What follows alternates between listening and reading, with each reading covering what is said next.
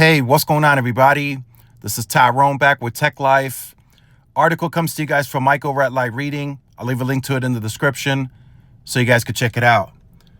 So I will say this right off the bat. It did not take an analyst from New Street Research or for any firm for that matter to let us know that the Lumen deal, the AT&T Lumen deal, did not break AT&T's bank. Right? It was $5.57 billion. It's a drop in the bucket for AT&T. And if, by chance, if the Lumen deal was that outrageous and that crazy and that expensive, AT&T wouldn't have never engaged in that deal. They would have just left it alone. So yes, there is still cash available for AT&T to get more 3.45 gigahertz for 5G. There's definitely more cash available.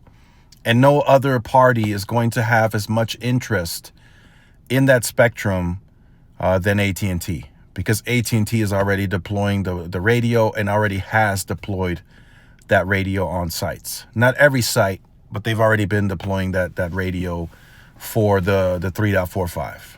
And they already have handset support.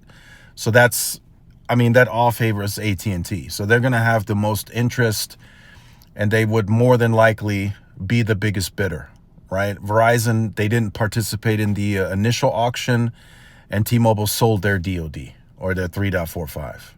So that tells you everything you need to know.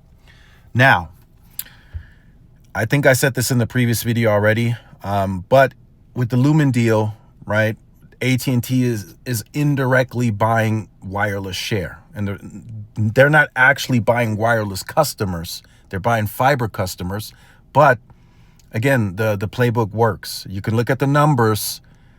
40% join wireless, right? So that's out of every 10 fiber customers that join AT&T Fiber, 4 of them take wireless. So they're pretty much buying wireless share. They're going to get wireless share in the markets that Lumen has fiber. They're going to get wireless share, right? So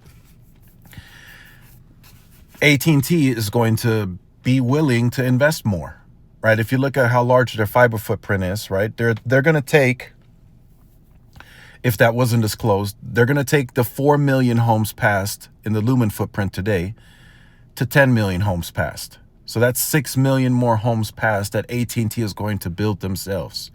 So that's more wireless opportunity in the Seattles, the Denvers, the Salt Lake cities, the bigger cities, right? That's more opportunity. So that's more wireless growth. So they're going to be willing, beyond just having a desire for the 3.45 because they're already deploying the radio. They can be more flexible on the wireless spending, as I mentioned before, in the converged markets, because they're growing. So they're going to have no problem justifying the additional spending, right? If the local teams reach out to the regional VPs and they send that up the chain for approval, the justification is going to be very easy. It's not going to be hard to justify needing to spend additional dollars for wireless because the growth is there, right? If there's no growth, it's going to be hard to justify, right? So, but yes, to close out the video, as I stated at the beginning, it doesn't take a rocket scientist to let us know that the Lumen deal did not break the bank, right? So AT&T has plenty cash reserves to get 3.45.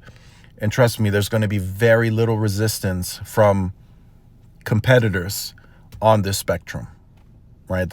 I don't think, there might be some that'll try to bid and drive price up for AT&T, but ultimately AT&T will be the one to get the spectrum because they're the only ones that want it.